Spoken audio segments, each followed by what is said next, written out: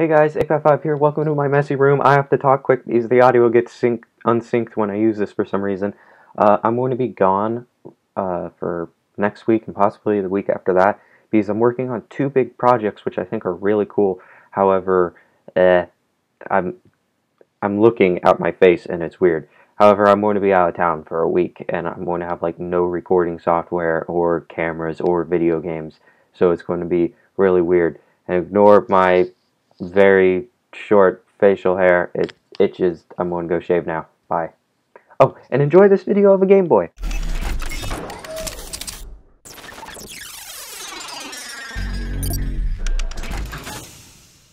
Hey guys, Apav here and welcome to an Oldish game review. As you can tell by the title, I'm going to be talking about the Game Boy Advance. You might be confused because this doesn't look like a Game Boy Advance. It looks like, I don't know, a random thing you would probably find at a thrift store that sort of looks like a Game Boy Advance. But actually no, it's a random thing you would probably find at a thrift store attached to a Game Boy Advance. With 3 random AA's in it too. This is the original Game Boy Advance with a light strapped to it, because as many of us know, the original Game Boy Advance did not have a back or a front light. This, of course, is a major frustrating to me, not really to anyone else who collected Game Boys at the time, because all the previous Game Boys did not have any lighting system in it, so you could barely see the screen unless you were projecting a light directly into it, or had a magnifying thing that sort of went over top of it and shined a light on the screen. Also, those I think were actually made by Nintendo, whereas this thing was made by that thing. Anyways, this really annoys me because the Game Gear, the Sega Game Gear, which came out in 1992, had a colored screen that you could actually see in the dark because it, I believe, had a backlight. I'm not sure how its lighting system worked. I think, however, Nintendo wanted to stay cheap, and that's why they didn't put in the light. But you would think after making Game Boys for 10 years, they would eventually have come up with the idea of putting a light in them, especially at this point. This Game Boy came out, I believe, in 2000, and at that point, people were starting to get flip phones that had a light-up screen. Actually, most flip phones in the 90s, I believe, had like a green lit screen so you could see it in the dark. So it was kind of annoying that this didn't have a lit up screen. However, when this came out, I was like 3, so I really didn't know any better. Most people who probably got these didn't know any better either. However, if you did grow up with a Sega Game Gear and then saw this thing and was like, oh my gosh, it's portable, I'll get that.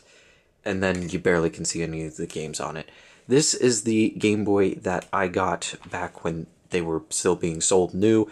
It was before the Game Boy SP came out, but I'm not exactly sure who bought me this or where I got it.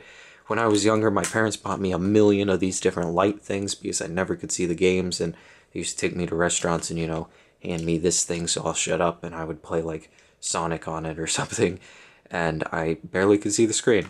Now, let's look over it, since this is technically a review, which is kind of like an overview on my channel. I don't really know how to technically review this. From the time, I really think they could have done better with the screen, but as for everything else, well, we'll go over that right now. The D-pad's alright. Directional buttons are sort of mushy. You know, it's the normal directional button feel, but one thing that's annoying is if you play a game where you want to walk diagonally, it's kind of hard to do that on this Game Boy. It's better than the one on the DS Lite, though. Then they had a start and select button and an A and B button. Those are pretty much all the buttons that were on the original NES controller, so I can see how that works. However, they also give you trigger buttons on the Game Boy Advance, which was not on the Game Boy Color, the Game Boy previous to that. Also, the way this thing works is this sort of pulls around, you flip on the light, and then you can see. I'm not sure when this was made. It was probably made by an off-brand in China in like 2006. This Game Boy Advance, took AA's. Try not to yell at me in the comments for using off-brand, or not off-brand, different brand AA's. I don't care. Also, during this time was when everyone made everything in China. This was after they stopped making stuff in Japan. You can see the screws on the back of it.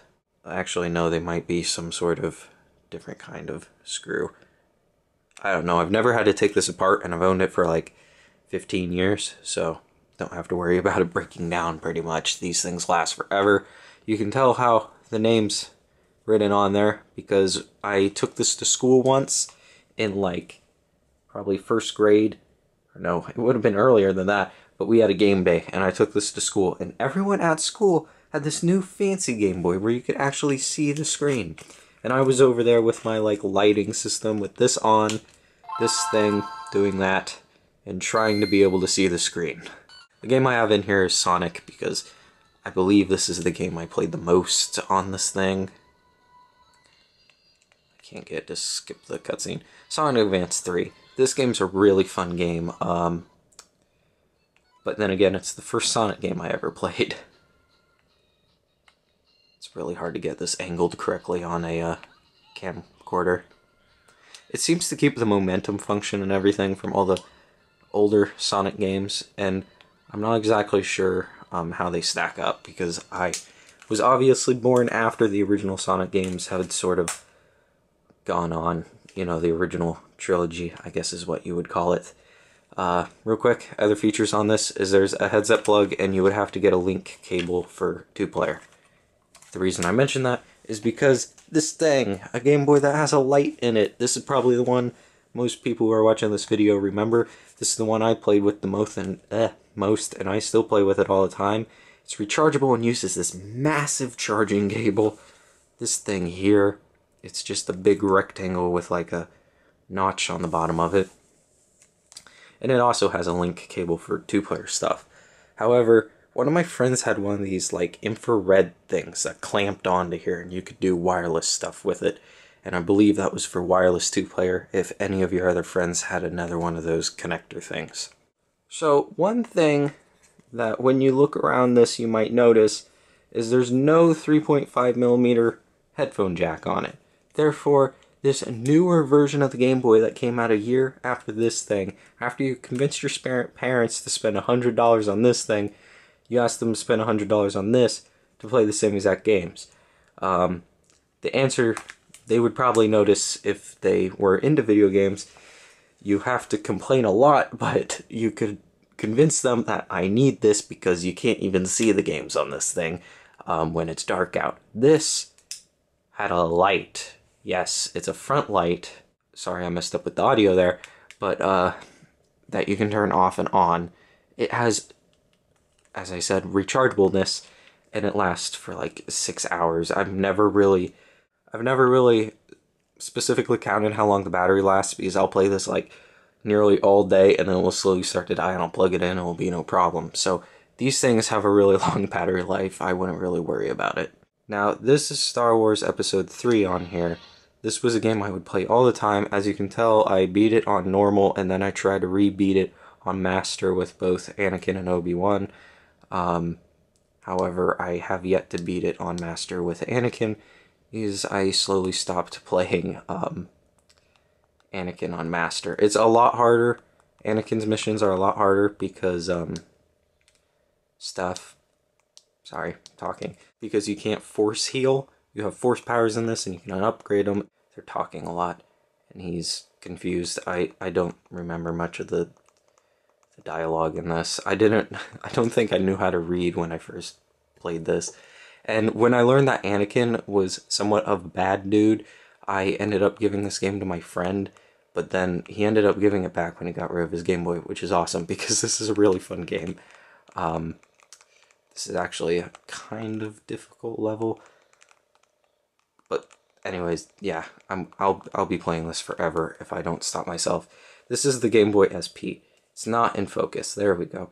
It has one speaker. I love the directional button on this. It's very clicky, and I usually don't like clicky directional buttons, but you can definitely get where you want to go with this. It's very basic, and it's pretty flush. Like, it's not uncomfortable to use this for long periods of time.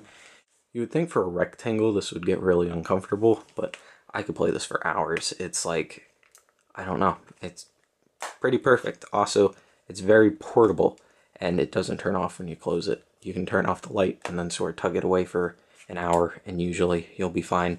This turns red when the battery starts to die, so you sort of have an indication of, hey, go find a charger. Cartridges look like this, by the way, if you've never seen Game Boy Advance cartridge. And on the back, I hadn't peeled off the protective cover on this back text for I don't know how many years, and I recently peeled it off like 2 years ago, and then whatever was on this white bit slowly just etched away, and it's completely gone now, so I don't even remember what was on that white bit. Model number AGS001. That actually matters, and I'll tell you that why in a few minutes. Now you might think these were the only Game Boy Advances made. These were the ones that I bought when I was younger, or I made my parents buy. This one I actually made my mom buy on Mother's Day, the year it came out, because I went to school and I had this one. As again, continuing on from that, so I went to school and I had this one. Everyone had this one. I asked my mom, hey, could we get this one? And she asked me how much it was, and I think I knew it was $100. And it was Mother's Day, and she took me to Target on Mother's Day, and it was like, I don't know, in the afternoon or something. Well, I thought that was a funny story. Anyway, so you might think these were the last ones Game Boy Advances ever made. This one came out, I believe, in 2001. All these, by the way, have the same screen resolution. They might look clearer, there might be different size screens, but the resolution is always the same. However, this was not the last Game Boy Advance that came out. There was the Game Boy Micro. Now, it's not called the Game Boy Advance Micro, I don't think. It's just called the Game Boy Micro. These came out, I believe, in 2005, and nowadays, everything has to be big for some reason, and I find that ridiculous. Like, our clothes got tighter, but our electronics got huge, and I'm like, why did we ever think that was a good idea? Because now we have super tight pockets, but nothing fits in them. Anyways, actually, some people have fake pockets. I don't know what's up with that. Anyways, I'm saying anyways again. Back in the day, we wanted everything to be small and portable. This is how small it is. I have like medium size-ish hands. Well, this is it compared to a Game Boy SP.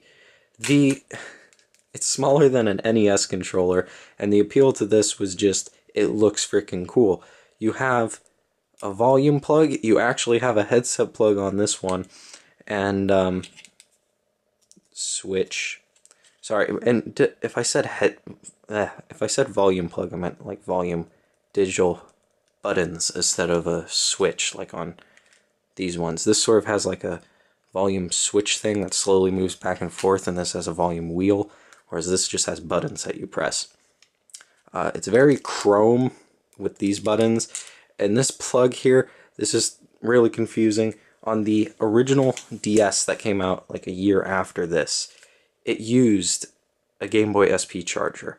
However, on this, they've made this weird proprietary plug that doesn't fit into anything. And it doesn't even fit into the DS that came out after this, the DS Lite, which uses a plug that looks similar to this, only slightly smaller. So I don't know what's up with that. Another appeal to this, well, that wasn't an appeal, but an appeal to this was you could remove the faceplates and replace them, and they had all these cool looking faceplates that you could buy for these. This one is just like a standard sort of silver. As you can tell, my screen's kind of scratched up. The D-pad is kind of similar to the DS. It works a lot better though than the one on the DS. It feels like when you're moving it around, it feels like this one, but it's slicker, like a different material. Buttons are buttony.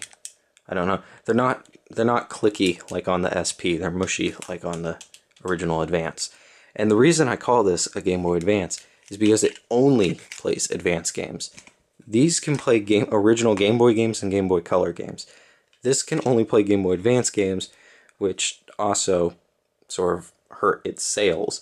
Another thing that hurt its sales is most people by that time for some reason didn't like small things, even though up until that point everyone was like, oh, make it more portable, make it more portable, blah, blah, blah.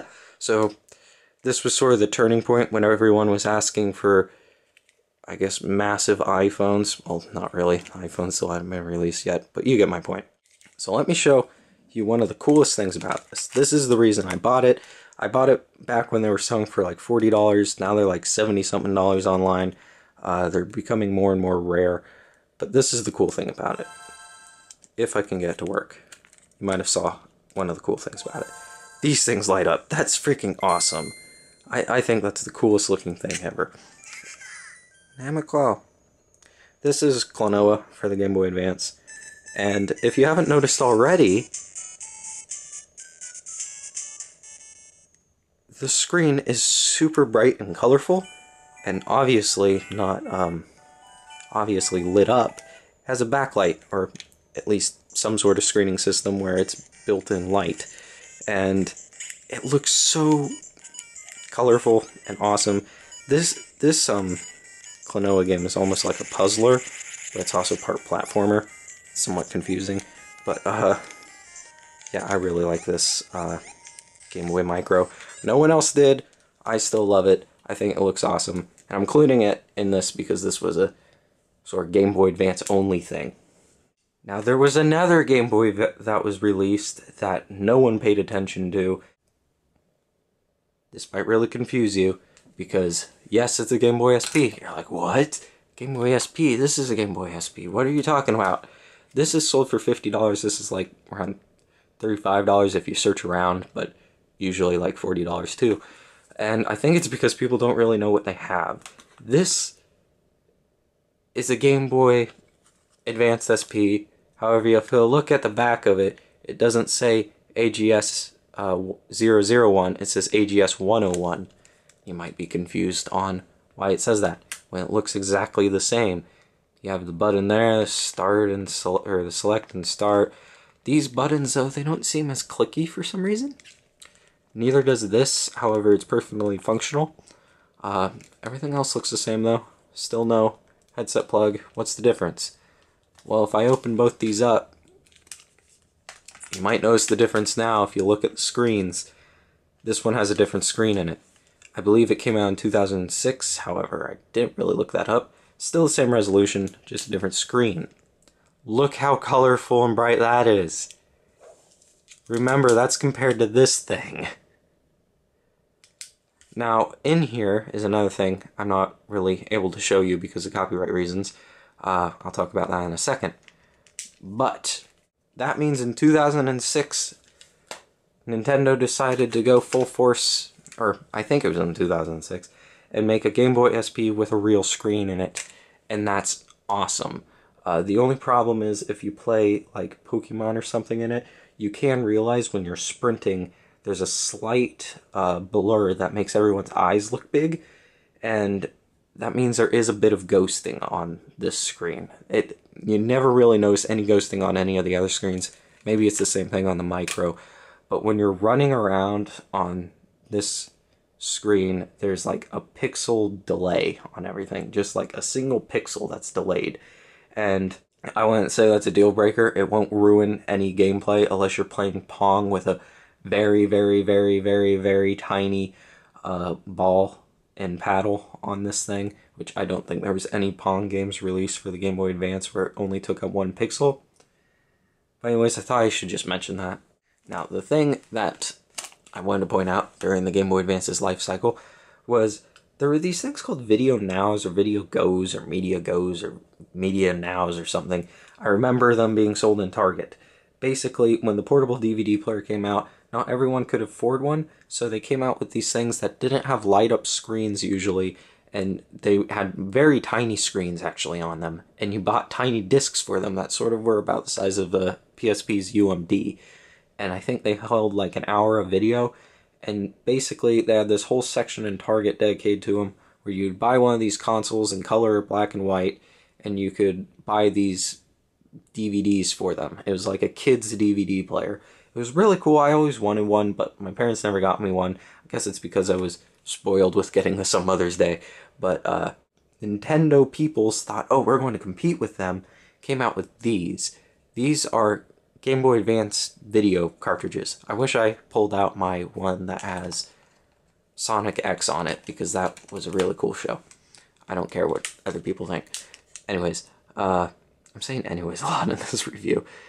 So these things held 45 minutes, I think it was 45 minutes, of video on them. And yeah, that was basically it. I think most of them were cartoons, however there might have been a Drake and Josh cartridge that I can't remember. Either that or that was on Video Now. Now the reason I can't show you is because every time you can also look through chapters, but every time you hover over an image, it starts playing the video, and I don't want YouTube to take me down for showing 5 seconds of a video. This one also uses the same charger as this one, if I haven't mentioned that. Now, I showed this off previously, the original DS. I might do another video on this later, so I won't focus on it too much. These did have a headset plug, thank God, and they could play Game Boy Advance games. Then, this is the DS I bought when they, my first DS anyways, that I got like in 2007, a DS Lite. Now, this I played a lot. I played a lot of, Phantom Hourglass, that's what it was called. This Zelda game. Everyone, apparently reviewers didn't like that game, but I loved it. This also can play Game Boy Advance games. Game Boy Advance games, actually, this sits flush with it, but on this one, it doesn't. It sort of sticks out a bit, which looks kind of stupid. Now, the next DS did not play Game Boy Advance games. That upsetted me so much that I never bought a DSi, and I stopped buying Nintendo portable consoles. When the 3DS came out, I didn't really want to spend that much money on it. I got the PS Vita instead, and the PS Vita didn't get as many games. However, till this point in time, I've been fighting with myself about getting a 3DS because there are like 2 games I want for it, but I can't justify the purchase for 2 games. Like, buying a whole console just to play 2 games. So I'm still waiting for the 3DS to get more games, even though the PSP or PS Vita doesn't really have that many games for it either. It still seems to have more games that I would enjoy than the 3DS. So that was kind of the history of these Game Boy Advance games. This is Pokemon, by the way. Most Pokemon games came in these colored, actually they were all colored cartridges. Also, there's tons of fake bootleg Game Boy games now. This is a legit one. When you buy a Game Boy Advance game off Amazon, sometimes this print will be too deep. This is like just laser printed on. They'll be punched in if they were a bootleg from China. So it will look slightly different. Also, this hole in the back here, this marking here will look slightly different. Sometimes the molding line here will also be slightly unsmooth because they're not good at molding or something. And the only problem with those bootlegs that you can find on Amazon and stuff is that they usually have a different saving feature in them, and if the battery dies off, then you lose all your save files. This Pokemon game here had a battery in it for an internal clock, however, it still kept its save file on something else. If you... Actually, I never showed you me turning that on. But yeah, I'm always wary of those bootlegs. So that was the Game Boy Advance and its life cycle. It was this one was mind-blowing for the time. Anyways, you could buy so many games for it. They released, it was like the portable PS2, not really a portable PS2, but it was as popular almost as a PS2, at least in my head. Everywhere you went, someone had a Game Boy. It was like everywhere you went, someone had a PS2. So this was like the PS2 of handhelds, I guess. By the way, the Game Boy Advance was 32-bit, which was the same amount of bits as a PS1. No one really knows what a bit is. It has something to do with the graphics, but not really, because these games look nothing like a PS1 game. When they did try to port PS1 games to a Game Boy Advance, it usually looked really weird. I've tried to do a few reviews of those, but I've never been able to make them good enough where I want to post them. But yeah, I really like the Game Boy Advance SP, and I'm pretty nostalgic about the original Game Boy Advance. I just don't like this big square I have to have on there to see the screen most of the time.